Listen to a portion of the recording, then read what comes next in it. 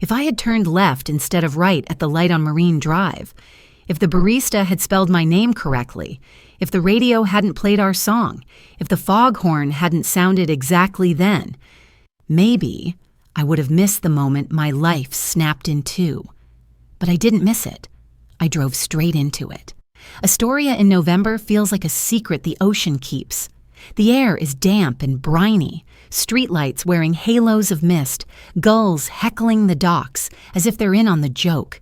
I parked under the maple that drops sticky leaves on our driveway every year, killed the engine, and listened to the tick-tick-tick of cooling metal. It was a Tuesday, the harmless kind, leftover chili night, Jeopardy night. Tell me about your day, babe. Night. Our porch light was on. Evan always left it on. Comforting, ordinary. I remember thinking, slippers, couch, silence. I got the silence, just not the kind I wanted. The key turned. The latch clicked. The house inhaled me whole. No TV chatter, no dishwasher hum, no "hey you" drifting from the den. The scent in the air was lemon cleaner, sharp, antiseptic, wrong. I set my purse on the entry table, ready to call out, and then noticed it. Everything was straight, not just tidy, aligned. The remote sat on the coffee table at a perfect parallel to the grain of the wood. Throw pillows squared, the rug pulled even with the floorboards. Evan was many things. Symmetrical wasn't one of them. Evan? My voice sounded too bright. It bounced and came back thinner. Ray?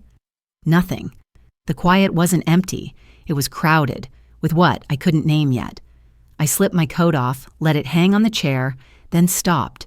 The chair was pushed all the way in. Evan never pushed chairs in. Tiny fact. Giant alarm. That's when I saw him. A small shape in my mother's old rocking chair by the window. Knees tucked. Backpack clutched. Eyes too big for his face. Noah, I breathed. A relief and a dread in the same word. Sweetheart. He didn't cry. He didn't run. He just looked at me, like he'd been practicing being very, very still. His hair was sleep mussed and damp at the temples. His sweatshirt swallowed his wrists. I knelt so we were eye level, the floor cold through my jeans. "Where's your mom?" I asked softly. "Where's Uncle Evan?" He didn't speak. He slipped one hand, small, chilled, off the backpack strap and held out a square of paper, folded so hard the creases looked like white scars. My name was on the front, in loops I knew from childhood permission slips and bad birthday cards. Lana. Adrenaline has a sound. Mine was a thin whine at the base of my skull as I unfolded the paper. Lana, by the time you read this, we'll be gone. Don't call. Don't look for us. Evan and I love each other. We couldn't live the lie anymore.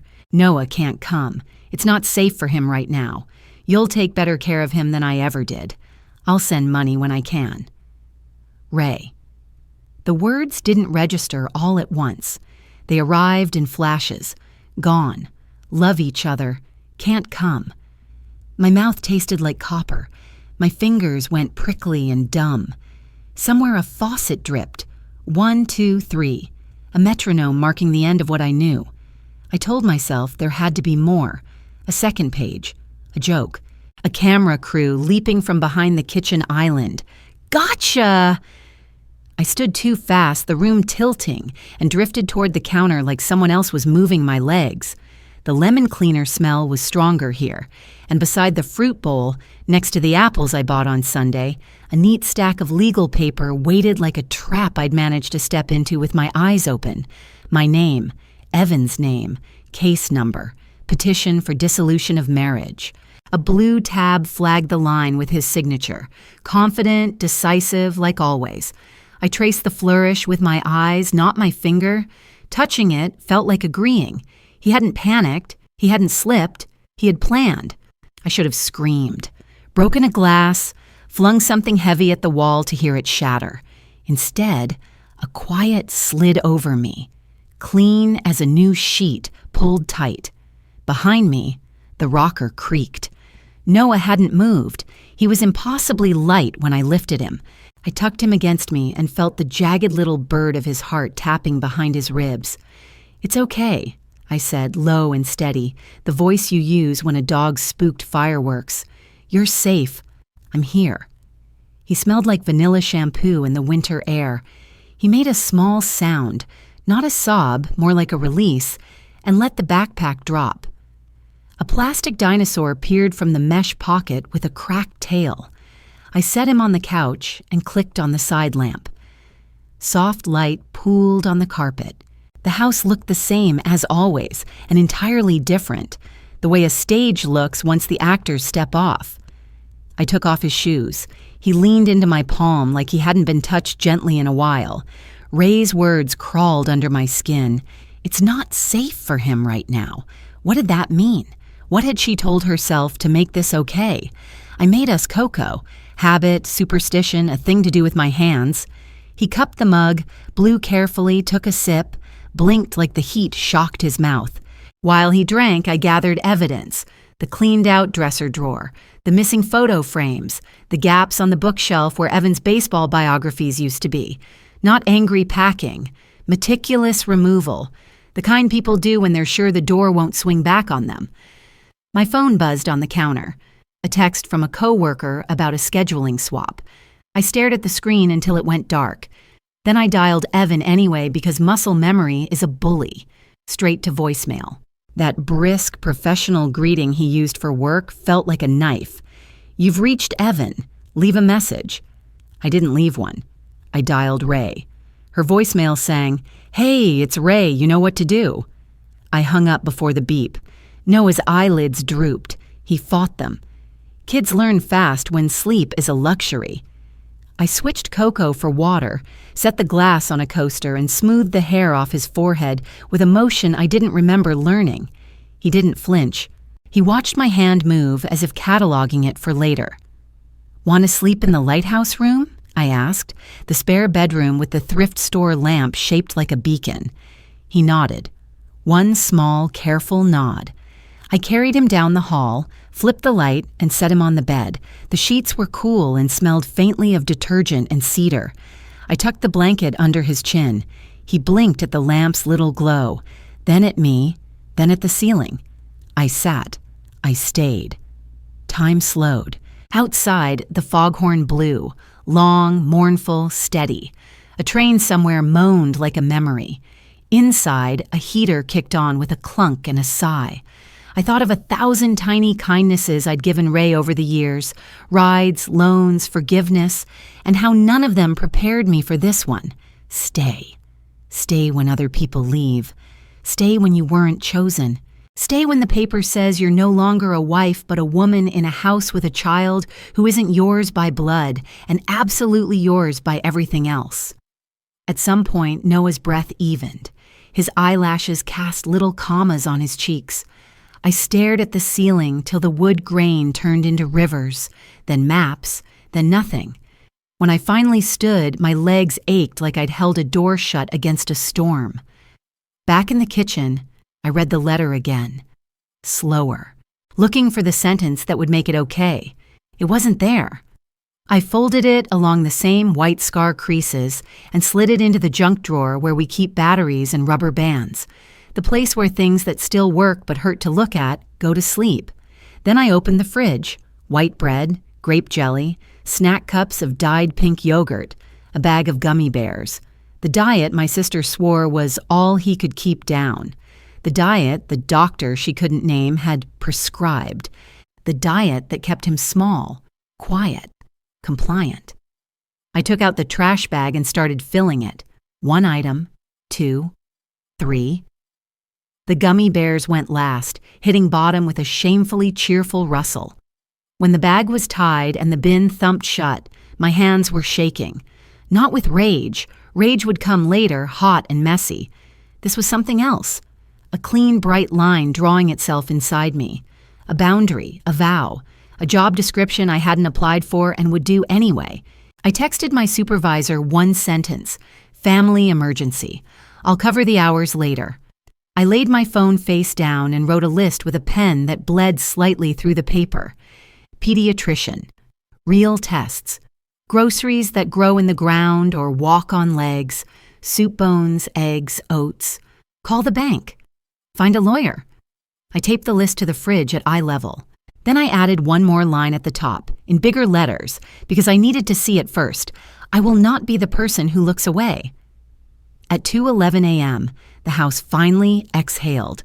The rain started, soft at first, then sure. In the lighthouse room, a small boy slept under a thrift store lamp, the glow painting him gold. In the den, a couch sat too neat to be honest. On the counter, legal papers waited for a signature that would not be mine tonight. I washed the cocoa mugs, dried them, put them back in the cabinet with the chipped blue bowls. Then I turned out the light, went to the doorway of the lighthouse room, and watched Noah breathe. I didn't know yet that a doctor in Portland would say the word that changed everything, malnourished, and hand me back a future I thought was gone. I didn't know that 15 years later, the same boy would walk into a bright room in a dark suit and make two ghosts swallow their own names. All I knew was this: the ocean was out there, constant and impossible. The foghorn was steady, the lamp was lit, and the one thing I could do, tonight, now, was stand, shine, and stay. You're right. I hadn't hit the length you asked for. Here is part 2, rewritten to be approximately 3,000 words, continuing seamlessly from part 1 and keeping the same tone, pacing, and American cultural grounding.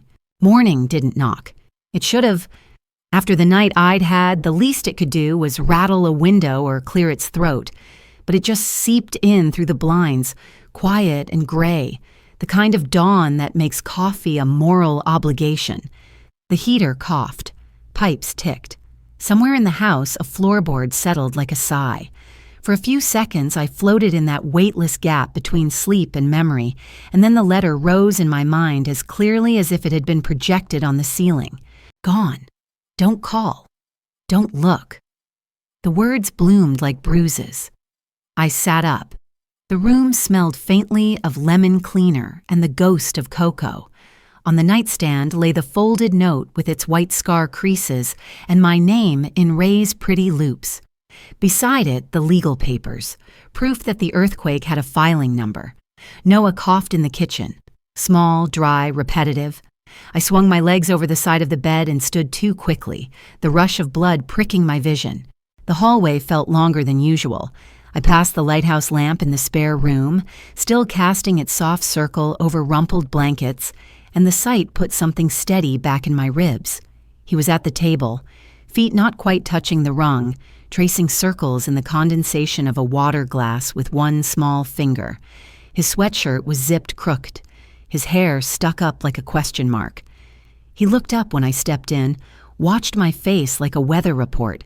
"Morning, sweetheart," I said, and the way the word sweetheart felt in my mouth scared me a little. Automatic, rightful, like a key turning in the correct lock. "I'm not supposed to bother you," he whispered, as if reciting a rule he'd learned by heart. The sentence hurt more than anything my sister had written. "You're not bothering me," I said. "You live here now." He blinked, slow and careful, like a deer deciding whether a pond is safe to drink from. Then, just once, he nodded. I made oatmeal on the stove, stirring until the oats swelled and sighed. He watched skeptically, prepared to dislike it. I sat across from him and took the first bite, exaggerated and goofy. "See?" I said, and made a face that was probably illegal in 3 states. He didn't smile, but the corner of his mouth thought about it. He tried a spoonful, chewed, swallowed, considered. "It's warm," he said, surprised. Warm, a small word, a correct one. The first truth spoken aloud in our house since the night before, and it landed like a pebble in a still pond, rings moving out. By 10, I'd showered, found a clean sweater, and packed a bag with snacks and a book. I'd also called OHSU, spoken to a secretary who said, "We'll do our best," in a voice that sounded like she actually meant it, and secured a 3 o'clock slot with Dr. Meera Patel. Noon found us on Highway 30, the Columbia, a pewter ribbon to our left, the sky low and hinting rain. Noah sat in the back seat, wrapped in a fleece blanket, his stuffed turtle wedged under his arm like a heartbeat. He didn't ask where we were going. He didn't ask anything at all. Every few miles I checked the mirror. Every time I found his eyes already there, watchful but not afraid. Hospitals always smell the same, antiseptic and laundry and the faint metallic note of recycled air. But children's hospitals add something else. Murals of whales and astronauts, volunteers who understand that a sticker can function as anesthesia for 2 minutes, couches that forgive the shape of worry. We move from waiting area to exam room to phlebotomy lab in a slow choreography, Noah's hand in mine for all of it. He didn't cry when they drew blood. He flinched, rolled his shoulder forward, and stared hard at a poster about dinosaurs, while the nurse called him Champ, and I called him Brave, and every cell in my body wanted to steal him and run. If faith is believing what you cannot see, then waiting for lab results is its secular twin. The wall clock lurched from minute to minute. I filled out forms. Allergies? None that we know. Primary caregiver? Me. Insurance? I handed over a card and swallowed the simmer of panic. On a chair across the room, Noah leaned into the turtle and drifted. The fluorescent lights hummed a hymn about endurance. When Dr. Patel came back, she sat beside me, not across, which I would think about later when I tried to list the precise reasons she became a landmark in our story. "Lana," she said, and her voice was soft but not pitying, the sound of a kind person who has had to break bad news and good news often enough to respect the weight of both. "Noah doesn't have a blood disorder. There's no sign of leukemia or anything like it." My body didn't know whether to laugh or weep. I did both in a brief, graceless burst that startled Noah awake. Dr. Patel waited, patient as weather. Then she went on. "He's severely malnourished, anemic, deficient in iron, vitamin D, B12, folate. His albumin is low. His weight is far below where it should be for his age. This isn't a medical mystery, Miss Cortez. It's neglect. The good part is that it's reversible, if we begin now." She outlined a plan: small, frequent meals, protein, fats that would coax his body back into trusting food, pediatric supplements, a follow-up schedule, a social worker who would make sure the legal parts didn't crush me. "You can do this," she said finally, looking directly into me as if my skeleton had asked the question out loud. "I will," I said, and the vow felt like formwork being poured around the bendy parts of my resolve. We drove home in steady rain, the wipers beating time. Noah fell asleep 2 minutes after we merged. I let the right lane be my lane and didn't pass a single truck. The river lifted and dropped in 1,000 grayscale moods. On the bridge into Astoria, the wind shouldered the car once. I steadied the wheel and thought about soup. At home, I raided the fridge and threw half of it away. White bread, grape jelly, pink yogurt cups with cartoon mascots, a bag of gummy bears Ray had labeled "snacks he keeps down" into the trash. I put the lid on the bin and felt like I'd tossed a decade of my own obedience. Then I tied my hair back, hauled out the big blue stock pot I only used on holidays, and made a broth that smelled like a decision. Chicken backs, onion, celery, carrot, bay leaf, peppercorns, the heel of a Parmesan I'd been hoarding, the rind of a lemon for brightness. The house filled with comfort so thick it felt like a blanket. Noah padded in wearing socks, rubbing his eyes. "What's that?"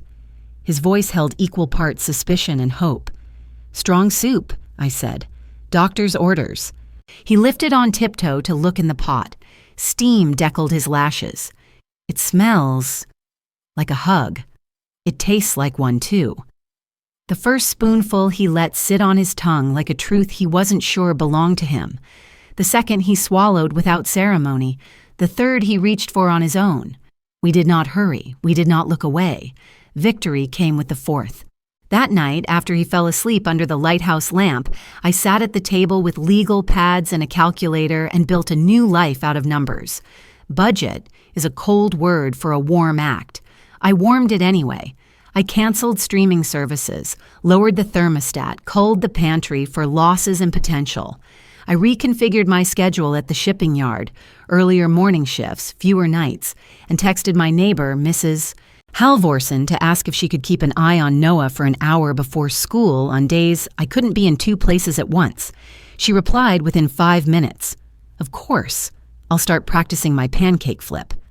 I wrote a meal plan that looked like hope. Mornings heavy with oatmeal and banana, eggs on toast, lunches that repeated dinner's protein in gentler form, yogurt thickened with a spoon of peanut butter, fruit sliced and offered, not announced. I taped the plan to the fridge and underlined the header. This works when we work it. The days began to stack, brick by brick. Morning, oatmeal, noon, school. Afternoon, broth and naps. Evening, chicken and rice. Soft vegetables buttered enough to glisten. I learned to coax appetite with stories. This carrot was grown by a farmer named Max, who wears a red hat, I'd say. And Noah would roll his eyes and eat the carrot anyway. He didn't gain fast, children who've been starved can't, but he gained, and the scales needle creeping right felt like a sunrise. At 2 weeks, we saw Dr. Patel again. Better, she said, and I found myself grinning at the bland fluorescent ceiling like it had told a joke. At 4 weeks, she said much better, and Noah celebrated by stealing my pen and drawing a dinosaur on the edge of her clipboard. She pretended to scold him and gave him a sticker for remarkable ferocity. At 6 weeks, the social worker called to confirm I wanted to pursue formal guardianship. My yes surprised nobody. Getting the papers right took a sturdiness I didn't know I had. Forms asked questions I didn't think grown-ups asked other grown-ups. Income that made me wince, rent that was half my income, medical expenses that the insurance had not so much covered as nodded at. In court, the judge listened more than he spoke. Ray didn't show for the first hearing. She didn't show for the second either. On the third date, a man with a tie that looked like it had been tied by YouTube delivered an envelope from Dr. Patel. The judge read, nodded, and stamped. The sound the stamp made, solid, inked, final, filled the room like a bell. I walked out into Oregon rain, feeling like I'd been handed the deed to my own spine. Ray sent a postcard from a place that was mostly neon and regrets. "I'll send money when I can," she wrote. She never could. I stuck the postcard in a drawer with the original letter and the divorce petition, a small museum of decisions I hadn't made but had to live in. Some nights I opened the drawer and let my eyes travel over the artifacts. Then I closed it gently and went to stir the soup. Evan didn't call. I didn't want him to. The silence between us solided into something architectural. The beam you don't see holding up a ceiling you no longer live under. Noah tried soccer in the spring, more grass stains than goals, and clapped for himself when he tripped and got up without crying. He brought home a reading log from school and logged hours as if the library paid by the minute. On Saturday mornings, we cleaned his room together, me folding tiny t-shirts, him making matchbox cars stand in straight ranks on the windowsill. The lighthouse lamp became a ritual. We clicked it on at dusk and didn't turn it off until morning. "Ships need to know where home is," he'd say, in a tone too solemn for a second grader, and I'd swallow a tear and say, "They do." By summer, my pantry looked like a small-scale wholesaler. Beans in jars, oats in tubs, stock frozen in quart bags that stacked like bricks. I learned the trick of roasting whole chickens on sale and stretching the meat into tacos, soup, and a third meal that wore a hat and glasses and claimed to be something else entirely. I made a list of $10 dinners that feed us twice and taped it inside the cabinet door. Noah added line drawings, a grinning carrot, a heroic onion, a chicken in a cape. On a July afternoon, we drove out to the beach with a cooler of sandwiches and cut-up apples. The sky was a clear blue you could drink. On the hard, wet line where the tide had been, Noah crouched to examine a tide pool, the water a world in miniature. Anemones that looked like green mouths, a crab the size of a quarter, shells like confessionals. "Look," he said, hands on his knees. "He's guarding his house." "Do crabs get tired of guarding?" I asked. He thought about it. Maybe. But if you live where the water keeps coming in, you learn how to stand. We stayed until the sun slipped and a chill came up off the river. Back home, salt still dried on our legs. We ate scrambled eggs and toast, and strawberries that tasted like summer had signed the bottom of something official. The season started to feel like a language we could read. Autumn meant soup on Sundays, and leaf piles piled higher than neighborhood rules approved. Winter meant the magic of the first frost on the lawn and hot cocoa after late shift pickups. Spring meant the cheap thrill of a pack of radish seeds and the equally cheap disappointment when the slugs declared eminent domain. In all of it, we developed rituals that were ours alone. The 2-minute dance party when the timer went off for cookies, the Tuesday night trivia game where Noah asked questions from a kid encyclopedia and awarded me points for creative wrongness, the Thursday library dash we always pretended was a heist. The first time he called me Mom wasn't a cinematic reveal. It happened in the cereal aisle at Safeway, as ordinary as air.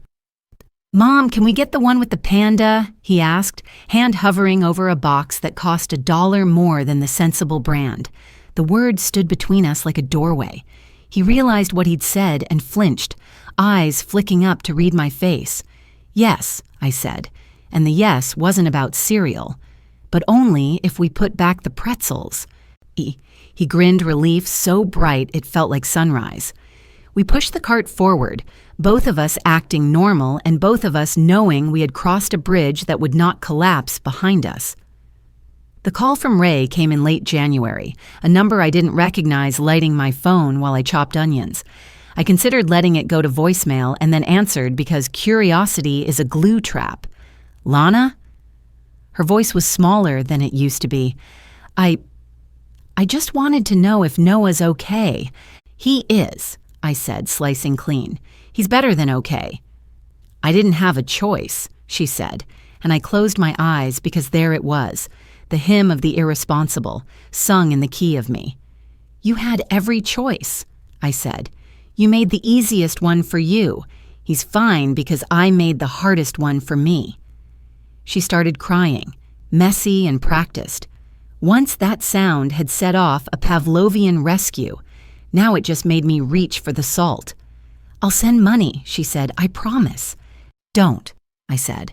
"We don't need your money. We need your absence." I hung up gently, blocked the number, and finished the onions.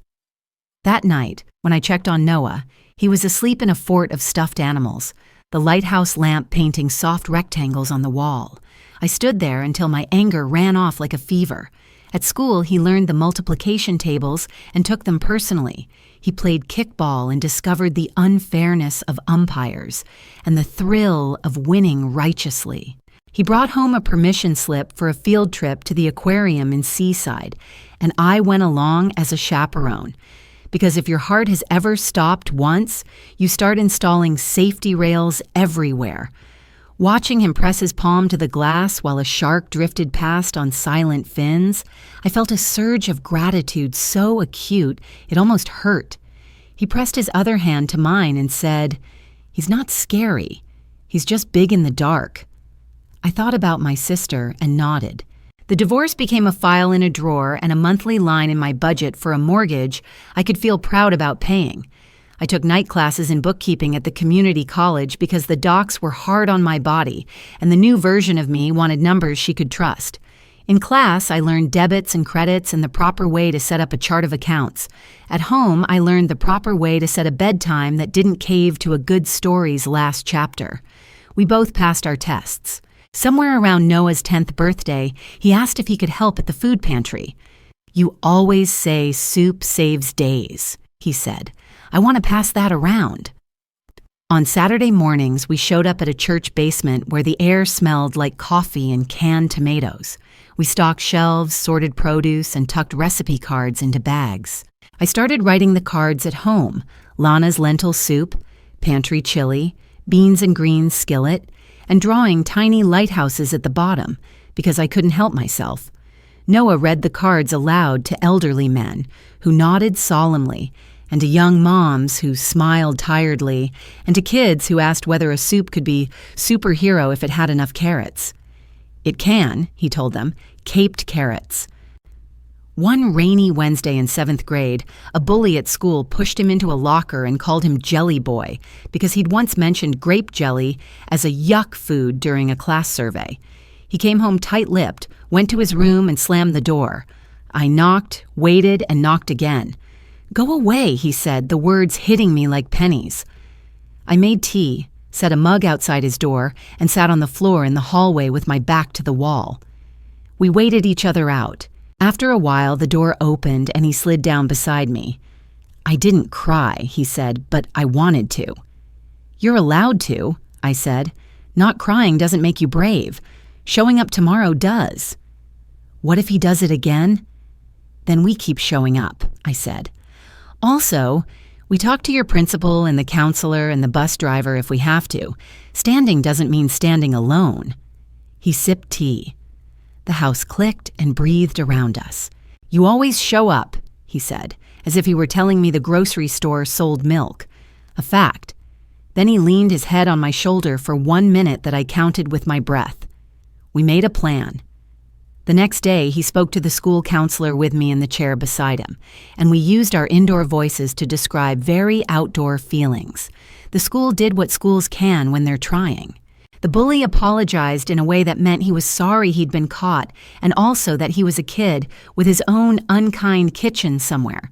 Noah accepted, not because it was enough, but because not accepting didn't add anything to the soup. When he turned 12, he declared a career goal as if announcing a homeroom assignment. "I want to be a paramedic," he said, spreading peanut butter on a banana like a scientist, "because somebody has to be the first one to show up with calm. And because the sirens sound like the lighthouse if you squint your ears." "You'd be good at calm," I said. "I learned from you."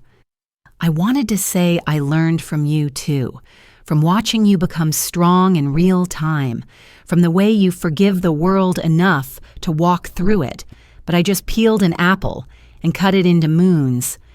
Teenagerhood arrived in a package labeled loud and tall. He grew as if his bones were in a hurry. His voice cracked and then didn't. He ate the way the river moves in spring. He rolled his eyes at my jokes and then reused them with a better audience. He forgot homework once, apologized like a man, and never forgot again. He volunteered for extra shifts at the pantry and organized a Soup 10 fundraiser at school. $10, 10 ingredients, 10 bowls, raising more than anyone thought possible, because he asked with the sincerity of someone who had eaten what he was asking for. I dated, once, a nice man from my bookkeeping class who smelled like sawdust and brewed his own beer in a garage that had opinions about football. He took me to a diner with pie that made reasonable people reconsider religion. He walked me to my door and said he'd call, and then he did, and then I realized I did not have room in my life for anything I had to narrate to a grown man more than once. We parted kindly. He later married the barista from the place with the correct lemon bars. I sent a mental gift, a Dutch oven and the advice to salt your pasta water like the Adriatic. Ray's postcards kept arriving from smaller and sadder places. Once she called from a number she hadn't yet lost. "I'm getting married," she said, again. I told her congratulations and nothing else. A week later, an envelope with no return address contained a single sentence in her round script. "I hope you can forgive me someday." I set it under a candle and watched the ash take the shape of a tiny coastline. On a cold November afternoon, 2 weeks after the first frost put lace on the grass, Noah stood at the front of the pantry class in a hairnet that made him look like a benevolent lunch lady and taught a dozen parents how to make a soup that cost $10 and fed 6. He didn't act like a savior. He acted like someone who had been given a tool and was pleased to pass it along. "The opposite of neglect," he said at the end, rinsing a ladle, "is attention." People nodded the way people nod when something both true and usable has been placed in their hands. We got home that evening cold and hungry and satisfied. I hung my coat, he toed off his shoes, and I caught a glimpse of myself in the hallway mirror, older than the woman who had opened that letter years ago, but not diminished, reorganized, tempered. The lamp in the lighthouse room clicked on with the familiar snick.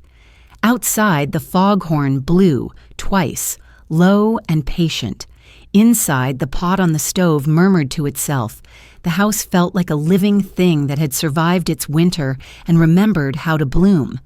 I wish that were the end of the story. It wasn't. Stories don't end with soup and lamps and the foghorn learning our favorite songs. They end when the past walks through the present, wearing a coat we almost recognize and asks, with terrible casualness, "How's the boy?" But that's later. For now, before the aisle in the grocery store where fate will lightly clear its throat, before the voice that sounds like a bad radio station tuning in from 15 years ago, before my son takes 2 steps forward in a suit and ends the argument by existing, the middle of the story is this. A woman who did not apply for the job became the person who could do it. A boy who was not dying learned to be hungry in the right ways. A house that had been disinfected of joy learned to smell like onions and safety. A lamp lit and kept lighting and did not ask the ships to justify themselves. I kept a ledger during those years. Not just of money, though money mattered, and getting through a month without overdrafting felt as victorious as winning a scholarship, but of items that don't usually make it into balance sheets. Bowls washed, bedtimes met, fevers reduced, panic interrupted, notes signed, laugh out louds counted on fingers at the end of the day. On the last page in a margin, I wrote what I didn't have the nerve to say out loud. I am not surviving anymore. I am living. And yet, there was still a hinge the story hadn't swung on. There was still a day in the near future when the grocery store would be too bright and the dairy case would fog its own windows and a voice would say my name like a dare. When it came, I would not be the woman who opened the letter. I would be the woman who wrote the list and taped it to the fridge and did every single line. The difference was not subtle. It was structural. The winter ended. The river rose. The boy grew. The soup simmered. The lighthouse lamp glowed. The foghorn kept time. The house exhaled. And I, who had once thought my life had ended in a single unkind paragraph, learned to narrate again, with commas where I needed to breathe, with periods where I had to stop, and with just enough courage to begin new sentences even when I didn't know how they would end. On a Tuesday, the first crocuses shouldered up through the soil like small flags. On a Wednesday, my bookkeeping certificate arrived in an envelope that felt heavier than it was. On a Thursday, Noah sprinted the last 100 yards home because he wanted me to time him and then doubled over in the yard laughing because he had not been fast, only joyful. On a Friday, I made 2 soups at once because if you're going to dirty the kitchen, you may as well earn it. On a Saturday morning, the pantry class cooked so many batches, we steamed the windows until the room looked like a train car going somewhere warmer. On a Sunday, we rested, not because we had finished, but because we understood finishing is not the point. And then, because the universe loves a clean cut between acts, the next Tuesday I went to Safeway for milk. Whole or 2%, I hadn't decided. The aisle smelled like cold and cardboard. The carts rattled like polite applause. I reached for a carton, and behind me a voice said, bright and wrong and familiar as a splinter, "Lana, is that you?" But that belongs to the next part of the story. The milk aisle in Safeway is colder than you think, the kind of cold that seeps into your fingers even when you're not holding anything frozen. I was standing there debating whole versus 2%, doing that quiet mental math of calories versus cost, when the past reached out and tapped me on the shoulder. "Lana, is that you?" The sound was unmistakable. That lilting half-laugh my sister always used when she wanted to soften a blow. My spine went rigid. My hand froze mid-air. I turned slowly, the way you turn toward a noise you already know you shouldn't answer. There she was, Ray. Older, heavier. Her once bright blonde hair now a brassy shade of gold that didn't quite suit her, the kind of hair color that tries too hard to hold on to yesterday. She wore a long, shapeless cardigan and heavy perfume that hit like artificial gardenias. And next to her, leaning lazily against a cart, was Evan. He looked almost exactly the same, which was somehow worse. Still tall, still smug, though now with thinning hair and the soft paunch of comfort. His hand rested casually on the cart's handle, like he was shopping for nothing worse than butter and excuses. "Ray," I said, my voice flat. "Evan." Ray grinned as if we'd just bumped into each other at a family reunion instead of standing over the grave of everything they'd destroyed. "Wow, 15 years. You look—" She trailed off, scanning me from head to toe. "Different." I let the silence stretch. The hum of the refrigeration units filled it. People wheeled carts past, unaware that they were walking through the scene of a crime. Evan gave a short chuckle. "Still single, Lana? Guess you never found anyone better, huh?" I stared at him. "Better than the man who ran off with my sister. I admit the options were limited." Ray laughed too loudly. "Oh, come on, don't be like that. It's ancient history." Ancient history doesn't usually walk up to you in the dairy section smelling like regret and discount perfume. Her smile twitched. Evan smirked, like he thought I'd said something clever on accident. And then Ray said the one thing that took every ounce of oxygen out of the aisle. "So," she said lightly, almost teasing, "how's little Noah? He must be— what, gone by now?" Gone. The word hit like a brick to the sternum. They didn't just leave him. They'd written him off, erased him, buried him in memory as conveniently as they had abandoned him in fact. I met her gaze. Steady. Sharp. "His name is Noah, and he's doing just fine." Evan gave a short, incredulous laugh. "No way. The kid was supposed to be sick. You told me—" Ray cut him off with a quick glance, but I saw the flicker of panic in her eyes. I took a step closer, close enough to see the small tremor in her jaw. "He was never sick, Ray. That blood disorder you told me about, the one you used to justify dumping your child on my doorstep, it was a lie." "That's not true," she said too quickly. "Oh, it's very true. I took him to a real doctor, one who actually exists. Turns out the only thing he was dying from was starvation. You starved your own son." Shoppers started moving faster, sensing the tension without knowing the story. Evan blinked. "Starvation? What are you talking about?" "She was feeding him white bread and jelly sandwiches 3 times a day and calling it medical advice," I said. "He was skeletal. He was exhausted. He was 5 years old and starving in plain sight. And you, the big man, the responsible adult, you just went along with it. You both did." Evan's face paled. "Ray, what is she talking about?" "Don't listen to her," Ray snapped. "She's always been dramatic." I laughed. "Right. That's me. Drama queen Lana, who took in your half-dead son and gave him a life. You should be thanking me every day for saving the one good thing either of you ever made." Her face twisted. "Oh, don't act so noble. You always wanted him. You were jealous that I had a family and you didn't." I took a slow breath, steady as a fuse. "You're right. I did want him. But not the way you mean. I wanted him safe. I wanted him fed. I wanted him alive." Evan cleared his throat. "This is ridiculous," he muttered, shifting his weight. "Come on, Ray, let's go." "Go ahead," I said. "Run again. It's what you're best at." That's when Ray gave a little shrug, that same flippant gesture she'd used as a teenager when caught sneaking out of the house. "You know, you really should thank us," she said, her tone sugary and venomous all at once. "If we hadn't left Noah with you, you wouldn't have had anyone. He gave you purpose." The words were cruel, but I saw what she was doing. She was rewriting the story, turning her crime into charity. I smiled, slow and dangerous. "You're right about one thing," I said. "He did give me purpose. He taught me how to build a life out of ashes. But don't confuse your neglect with generosity. You didn't give me a child, Ray. You abandoned one." Evan snorted, crossing his arms. "You really haven't changed. Always on a soapbox.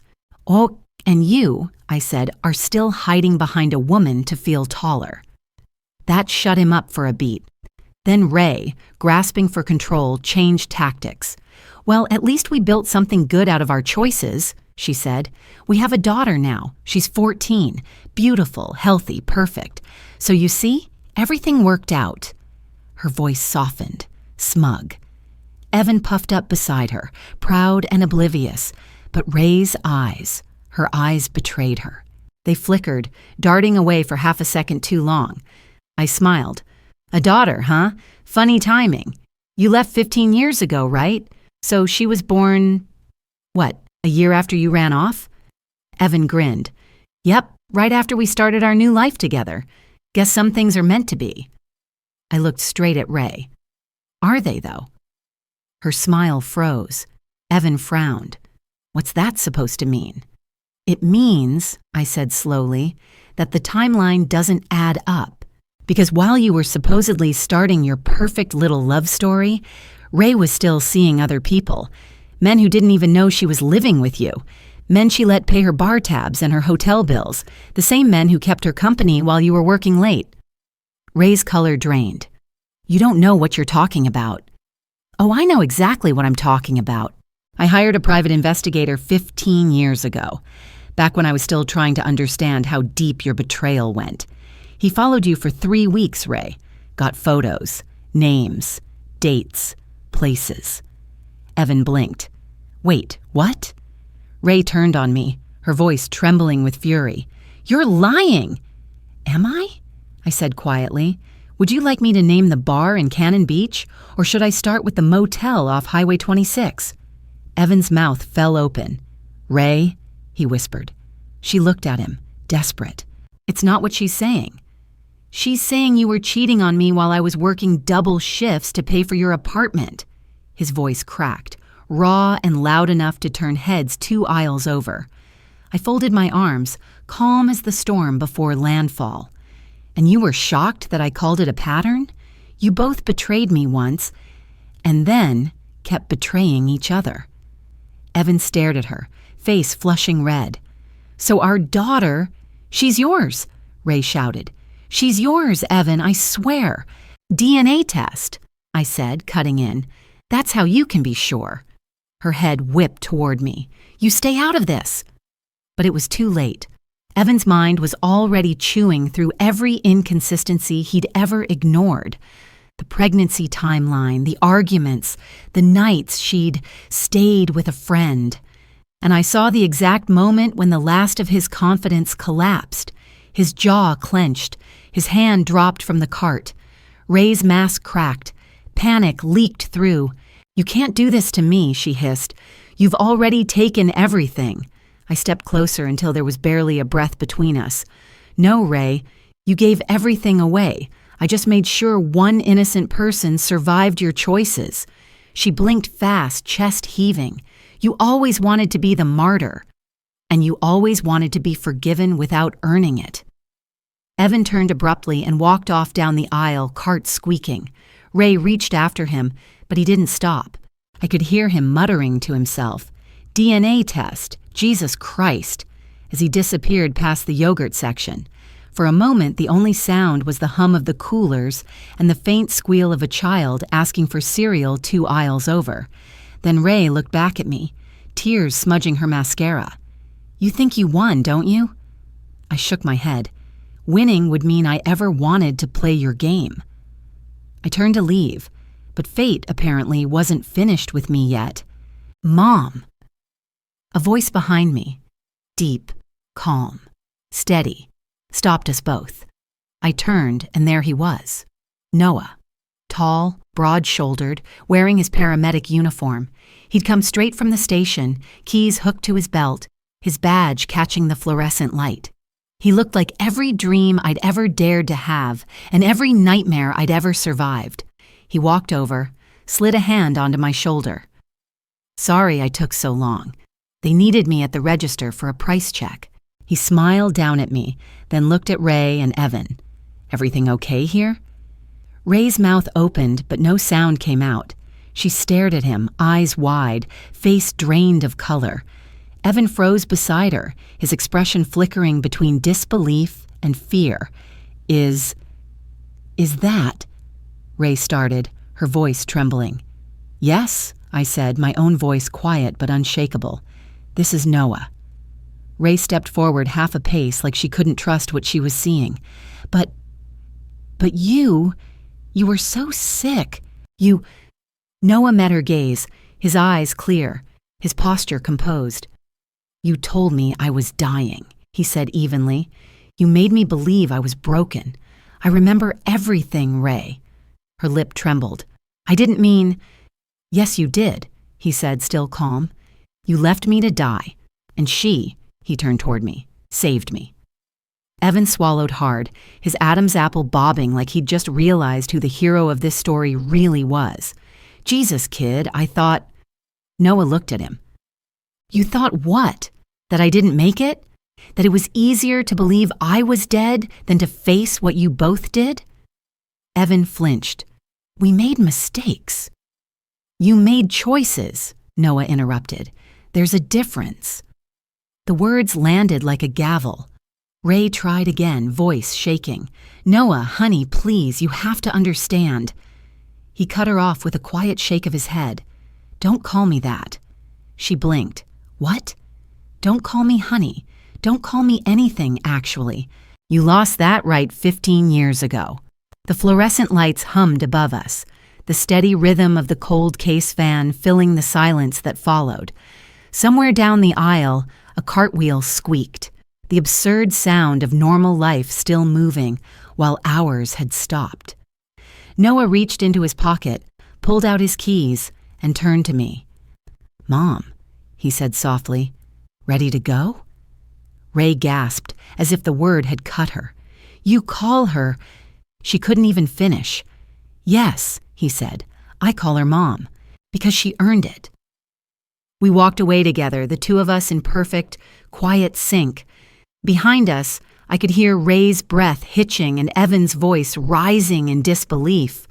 Ray, what did you do? He muttered, voice cracking. My God, what did you do? When we reached the end of the aisle, I glanced back once, just long enough to see Ray standing alone, mascara streaking, hands shaking. Evan was already walking away from her, head down, muttering something about lawyers and DNA. The cart was abandoned in the middle of the floor, milk sweating on the edge, and that's how it ended. Not with shouting or violence, but with the quiet collapse of people who'd built their happiness on someone else's pain. Outside, the air was crisp, the Oregon sky heavy with clouds that looked like they were trying to decide whether to rain or forgive. Noah opened the car door for me, like he always did. As he started the engine, I realized I was shaking, not from fear, but from the adrenaline of closure. You okay? He asked. I nodded, exhaling slowly. I didn't expect that. Neither did I. He paused. She looked smaller than I remember. She always was. You just didn't know how to measure it yet. He smiled faintly, eyes on the road as we pulled away.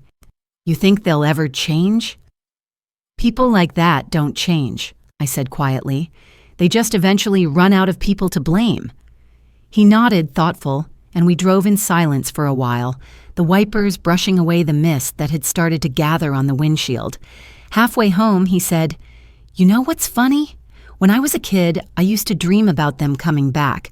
I thought maybe they'd apologize. Maybe they'd say they missed me. But now, I didn't feel anything. That's not funny, I said. That's growth. He laughed softly. Guess so. When we got home, I made soup, because that's what we did. Broth, carrots, herbs, steam, curling in the air like prayers we didn't need to say out loud. Noah leaned against the counter, scrolling through his phone. Evan's already deleted his Facebook, he said. Guess he didn't like my version of the truth going around. I smiled. The truth has a way of surviving deletions. He chuckled, then looked at me. You know what I realized back there? What's that? I didn't have to raise my voice. I didn't have to prove anything. Just being there, being alive, being okay. That was enough. Yes, I said softly. It was. He nodded, thoughtful. You always said light doesn't chase the dark. It just shows up and the dark disappears. I smiled. Sounds like something I'd say after too much coffee. He grinned. It worked, though. We ate in silence for a while, the clink of spoons and the hum of the heater filling the space between us. Outside, the foghorn sounded across the bay. Long, low, steady. After dinner, Noah cleaned up without being asked. I watched him move around the kitchen that used to feel too big, now perfectly filled. He paused at the fridge, glancing at the old photo still magnet pinned there. Him at age 6, holding his stuffed turtle, missing front tooth, grin wide and unafraid. "She missed all of this," he said quietly. "Yes," I said. "She did." He closed the fridge, turned to me, and smiled. "Her loss." "Exactly." He kissed the top of my head. "I love you, Mom." "I love you too, kid." The clock on the stove ticked softly, steady as breath. Outside, rain began again, tapping against the window like applause from an unseen audience. 15 years earlier, that sound had terrified me. Rain meant endings, loss, abandonment. Now it sounded like rhythm, continuity, life moving forward. I looked at Noah, my son in every way that counted, and realized the story wasn't about revenge or even justice. It was about survival, yes, but also about reclamation, the reclaiming of truth, of peace, of self. Ray had given birth to him, but I had raised him. And love, real love, is proven not in words, but in who stays when staying costs everything. I went to bed that night and dreamed of the lighthouse, its steady beam sweeping the fog, not searching, just shining. The next morning, a message pinged my phone from an unknown number. "Lana, please, I just want to talk. R." I deleted it, then blocked it, then poured coffee and sat at the kitchen table watching the sunrise turn the bay gold.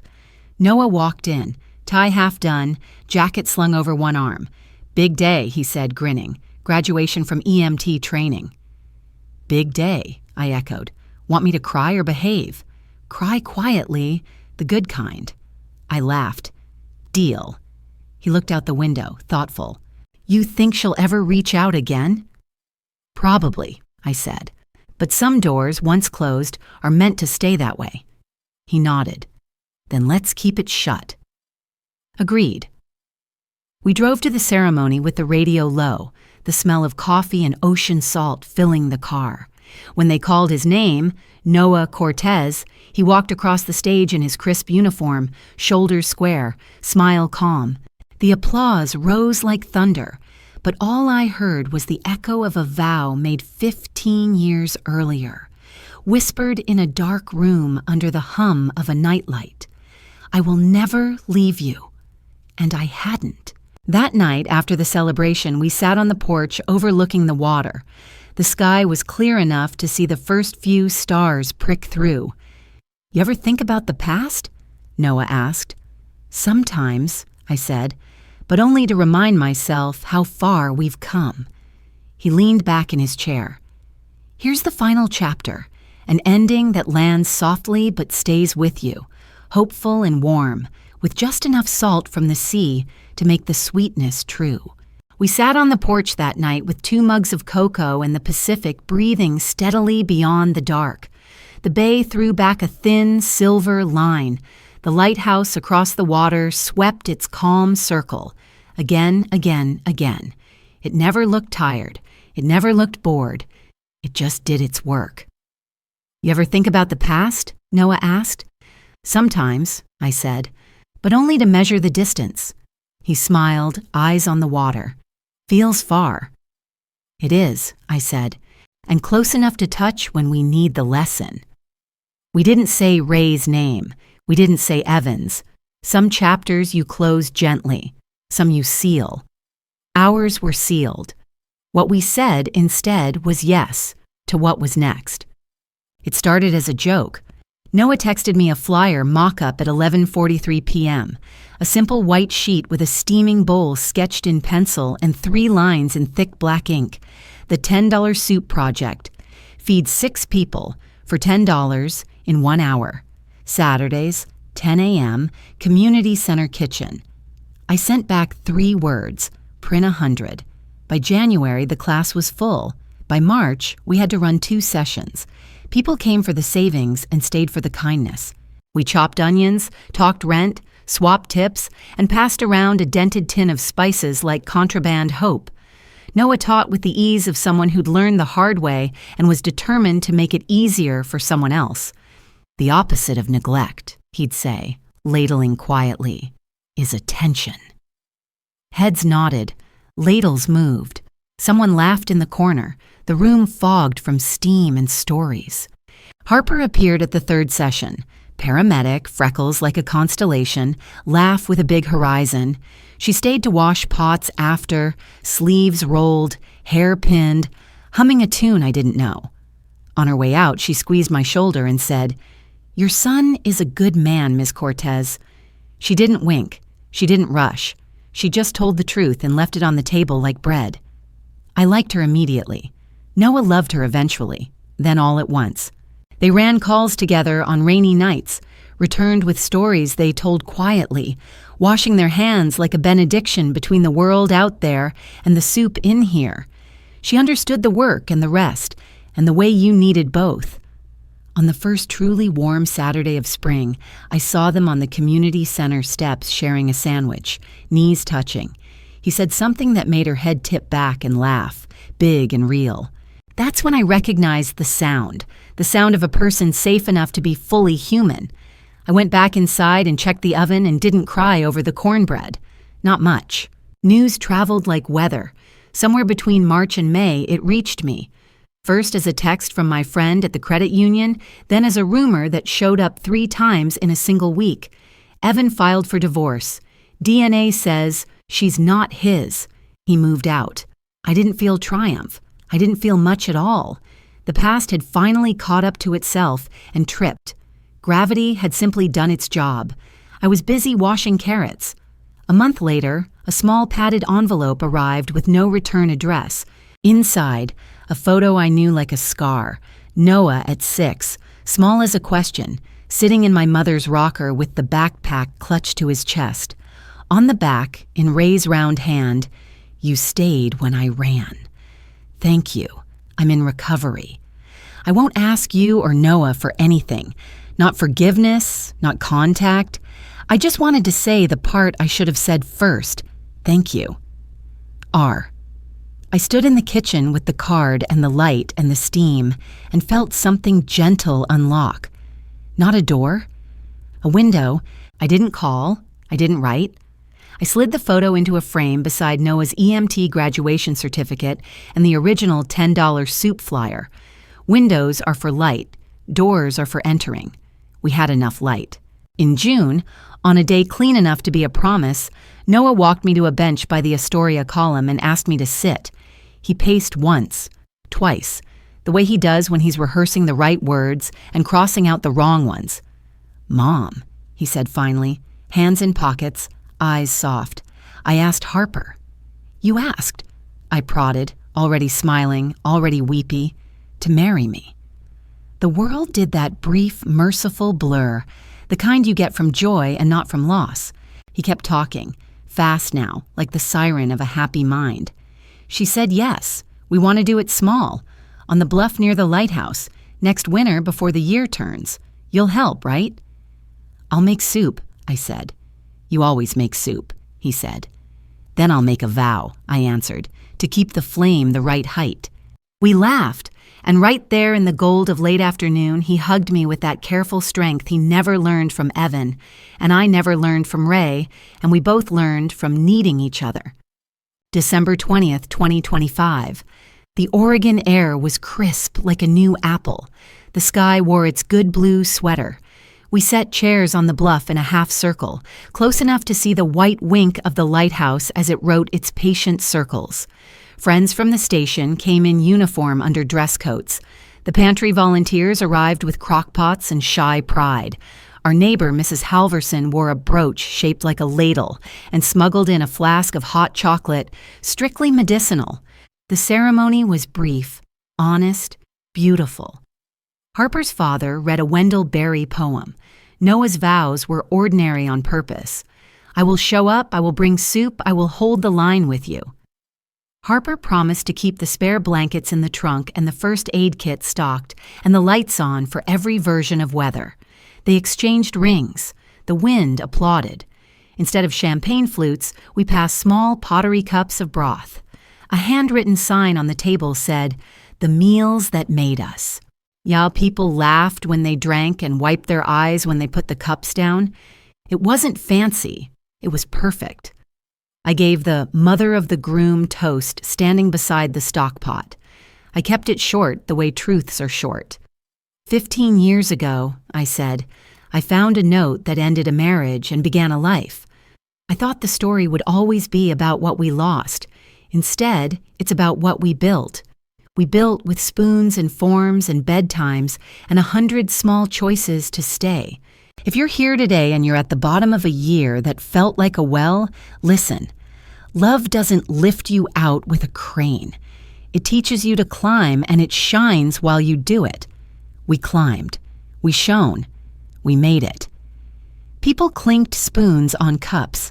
The lighthouse kept time.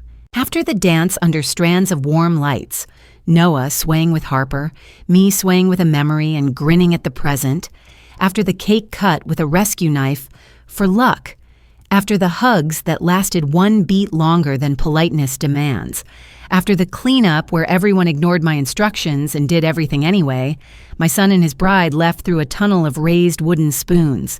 The spoons knocked together like wind chimes. The sound, homey, silly, holy, followed them down the path. The new year slid in on a whisper. The pantry classes multiplied. We wrote a little booklet, 10 soups, 10 stories, $10, and printed it with a grant that arrived because someone who used to sit in the back row had taken notes and then taken responsibility at her office. We taught teenagers to cook for younger siblings. We taught grandfathers to soften greens with patience. We taught ourselves to accept help when the line at the door wrapped twice around the hall. Sometimes people tried to pay us with more than we needed to take. Apologies too big, praise too heavy. We kept our pockets light. When change came, it came in bills and in habits. When gratitude came, it came back to the pot. Ray never called again. Her last note was enough. On quiet mornings, I hoped she'd learn the shape of attention in a small, safe room with a good counselor and a bed that did not move. That was her life to build now. Mine had walls and windows and a light that worked. Evan married a woman who sold real estate and recycled his old jokes with better timing. I know because a cousin told me at the hardware store. The information arrived like the weather report for a city I don't live in. I nodded and decided between nails. The longer story, the one that ran under all the errands and classes and holidays, was simple. We kept choosing. Choosing shows up in small places. In the pantry aisle, in the calendar app, in the question, "What's for dinner?" asked with weariness and answered with faith. I used to think love was the fireworks at the end of the pier. Now I know it's the porch light you replace before it goes out. One night in late winter, snow teased the air without committing. I woke at 2:07 a.m., the time habits and worries like most. I padded to the kitchen for water and found the house breathing. Heater sigh, fridge hum, the little tick of cooling pipes. I passed the lighthouse room and paused out of reflex. The lamp still sat on its table, though no one had slept beneath it in months. I flicked it on and off once. A salute. Then I saw the list on my fridge. The old one, the one from the first night I wrote in permanent marker like a dare. Pediatrician. Real tests. Groceries that grow or walk. Soup bones, eggs, oats. Call the bank. Find a lawyer. Under it, in a different pen, newer, in my own looping hand, a line I'd added the morning after the grocery store confrontation and never taken down. Shine. Don't chase. I drank my water and laughed quietly in the kitchen. Not because anything was funny, because I had the rare and dazzling privilege of recognizing my own life from the inside and liking it. In the morning, I'd teach a class called Stock, the art of keeping. We would talk about bones and peppercorns and thyme. We would talk about how the flavor is what you get when you refuse to rush what must be slow. We would talk about how a pot can hold a family together. Noah would arrive late from a run, hair damp under a beanie, Harper behind him with a bag of rolls and a smile that lived in her eyes first. He'd kiss my cheek and pretend not to because he's tall and a paramedic and a husband now. I'd pretend not to notice and put an extra ladle of soup in his cup. We would feed people who fed us back with thank yous and soft jokes. Then the door would close, the lights would click off, and we would all go home. The lighthouse would sweep. Again, again, again. If you're still here, if you followed us from the lemon cleaner quiet of that first night to the warm breath of this one, let me leave you with something you can carry. When you don't know what to do, boil water. When you don't know what to say, tell the truth smaller. When you don't know how to start, make soup. Feed one person, maybe yourself, then 2, then 6. When you don't know how to love, stay. Keep the lamp on. Hold the line. Shine. Don't chase. I used to think home was a person who promised not to leave. Now I know home is the practice of returning. To the stove, to the table, to the hard conversation, to the list on the fridge, to the life you decided to live on purpose. So if you're listening in the last minutes of this year, if you're standing ankle deep in the rubble of something that was supposed to last, this is me handing you a bowl with both hands. It's hot. It's simple. It won't fix everything. It will fix this moment. And sometimes that's the hinge the door needs. If our story gave you even a little light, drop a 1 in the comments so I know you made it to the shore.